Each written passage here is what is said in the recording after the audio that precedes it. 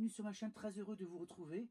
Nouvelle vidéo ou la grande nouvelle où on va parler du PTAC et surtout d'une nouvelle règle qui vient d'apparaître au niveau européen. Ça vient de tomber, c'est tout frais, ça date du 28 février 2024. Donc on parle de tout ça dans cette vidéo. Avant d'aborder donc cette question du PTAC et des nouvelles règles, n'oubliez pas de partager, commenter, liker et abonnez-vous, ça me fera très plaisir. Alors, aujourd'hui, on va parler de législation. En effet, la législation sur le poids des camping-cars dont les usagers et les constructeurs réclament une augmentation depuis plusieurs années va-t-elle enfin évoluer? On peut se permettre de l'espérer après l'adoption le 28 février par le Parlement européen d'un texte dans lequel il est question d'augmentation du PTAC des camping-cars. Toutefois, il convient de rester prudent. Je vous donne les explications. L'information aurait pu passer inaperçue tant elle est noyée dans un texte long d'une centaine de pages composé de plus de 200 amendements et qui constitue le compte-rendu de la séance plénière du Parlement européen du 28 février 2024. Il fallait donc être particulièrement attentif, avoir l'esprit vif et le regard bien affûté pour dénicher au cœur de ce long document l'amendement 83. Celui-ci apporte des précisions importantes sur le PTAC des VASP, catégorie à laquelle appartiennent les camping-cars. Cet amendement 83 précise que 2 ans après sa première délivrance, un permis de conduire pour la catégorie B est valable pour la conduite d'ambulance telle que définie à l'article 2, alinéa 1.11 bis et d'autres véhicules à usage spécial, ainsi que des autocaravanes, alors entre guillemets donc les camping-cars, tels que définis à l'article 2, alinéa 1.11 ter de la présente directive dont la masse est inférieure ou égale à, écoutez bien, 4 tonnes 250. Dans les rapports périodiques au Parlement européen et au Conseil visés à l'article 20 de la présente directive, la Commission examine l'incidence des progrès technologiques dans le domaine des équipements médicaux d'urgence et ou de l'utilisation de carburant de substitution sur la masse totale des ambulances. La Commission est habilitée à adopter des actes délégués conformément à l'article 21 en vue de modifier la présente directive pour actualiser la masse totale des ambulances en fonction des conclusions des dits rapports périodiques. Donc la Commission est habilitée à adopter des actes délégués conformément à l'article 21 en vue de modifier la présente directive pour actualiser la masse maximale des véhicules visés au premier alinéa du présent point afin de tenir compte des répercussions des évolutions techniques et du développement des carburants de substitution pour les ambulances. Si l'on en croit ce texte, la limite du poids roulant autorisé des camping-cars que l'on peut conduire avec le permis B passerait donc à 4 tonnes 250 au lieu des 3 tonnes 500 admis actuellement. Toutefois, il ne faut pas se réjouir trop vite car la juridiction européenne est une grosse machine qui évolue très lentement, notamment du fait que chaque État membre reste souverain concernant les décisions d'application. C'est d'ailleurs ce que nous explique le président de la Fédération française de camping-car, fin connaisseur de la législation autour du permis de conduire. Alors, allons-nous vraiment vers une augmentation du PTAC des camping-cars?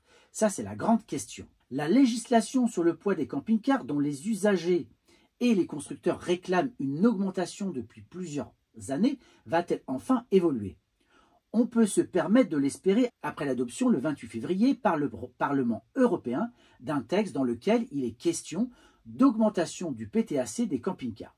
La proposition de directive telle qu'elle a été votée hier, le 28 février, doit encore être discutée par le Conseil des ministres des États membres qui est à même de modifier encore son texte définitif qui sera représenté devant le Parlement.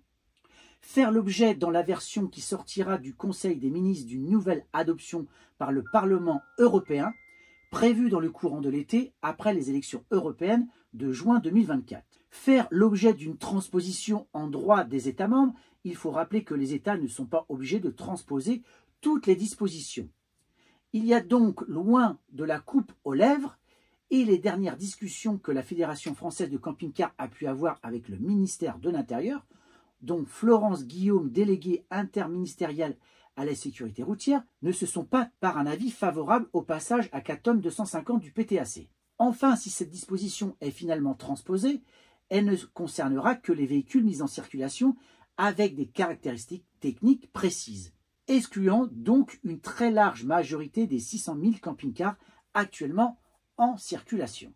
Alors, je vais vous lire précisément l'amendement 83. Donc, proposition de directive, article 9, paragraphe 2, point H bis, donc c'est nouveau. Le texte proposé par la Commission est celui-ci. 2 ans après sa première délivrance, un permis de conduire pour la catégorie B est valable pour la conduite d'ambulances telles que définies à l'article 2, alinéa 1, point 11 bis, et d'autres véhicules à usage spécial, ainsi que des autocaravanes telles que définies à l'article 2, alinéa 1, point 11 ter, de la présente directive dont la masse est inférieure ou égale à 4 tonnes 250. Dans les rapports périodiques au Parlement européen et au Conseil visés à l'article 20 de la présente directive, la Commission examine l'incidence des progrès technologiques dans le domaine des équipements médicaux, d'urgence et ou de l'utilisation de carburants de substitution sur la masse totale des ambulances. La Commission est habilitée à adopter des actes délégués conformément à l'article 21 en vue de modifier la présente directive pour actualiser la masse totale des ambulances en fonction des conclusions des 10 rapports périodiques. Tout ça, c'est une très bonne nouvelle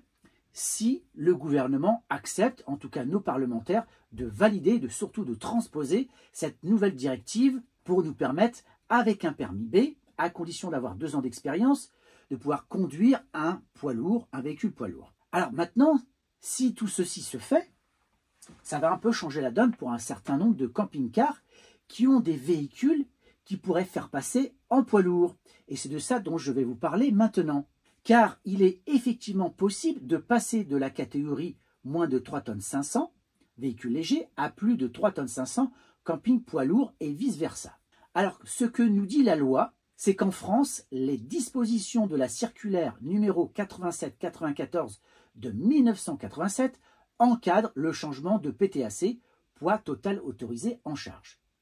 Il n'est autorisé que dans les cas suivants.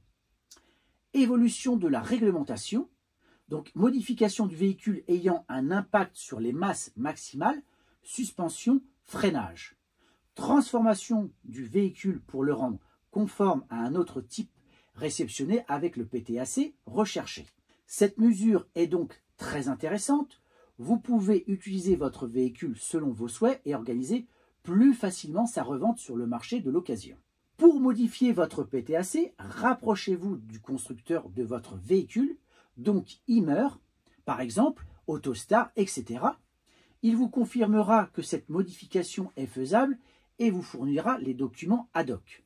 Un drill ou une DRIE, donc D-R-I-E-E, doit ensuite valider la modification d'une donnée technique présente sur le certificat d'immatriculation.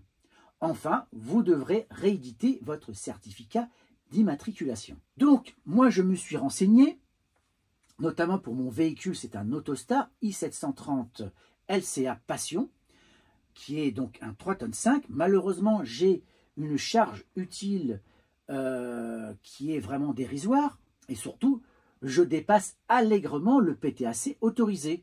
Alors, j'ai déjà fait une vidéo sur cette question du PTAC, et notamment mon véhicule, je l'ai pesé à vide, et il s'avère qu'il est à 3 tonnes 570. Alors, quand je dis à vide, c'est pas tout à fait vrai, parce que il y a toutes les options que j'ai pu rajouter. Donc, il y avait le store, le rafraîchisseur d'air, 2 téléviseurs, voilà, des choses comme ça, le four à gaz. Donc ça apporte forcément du poids supplémentaire. Mais quand même, sachant qu'au départ, j'étais supposé avoir une charge utile à 370 kg, c'est pas le cas. Enfin, l'ensemble de ces objets, quand je fais la totalité, on est en dessous des 300 kg. Donc il y a quand même un problème dès le départ. Et alors, une fois chargé à plein avec l'eau, l'aliment, tout le monde dans le véhicule et les vélos, là j'atteins quasiment les 4 tonnes 2. Donc vous voyez, là c'est déjà un problème.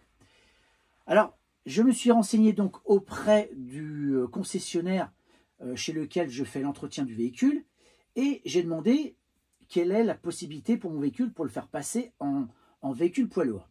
Et donc il m'a envoyé un document, je vais vous le montrer en vidéo, je peux faire passer mon véhicule de 3 tonnes 500 à 3 tonnes 650. Alors, c'est pas beaucoup, ce sera déjà une bonne nouvelle.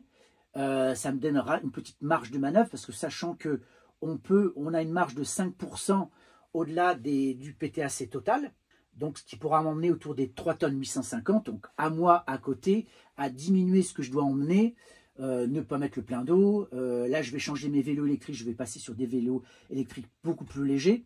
Donc, il va falloir regarder un peu ça de tout près pour essayer de me rapprocher de cette marge de 5% pour être tranquille si je me fais arrêter.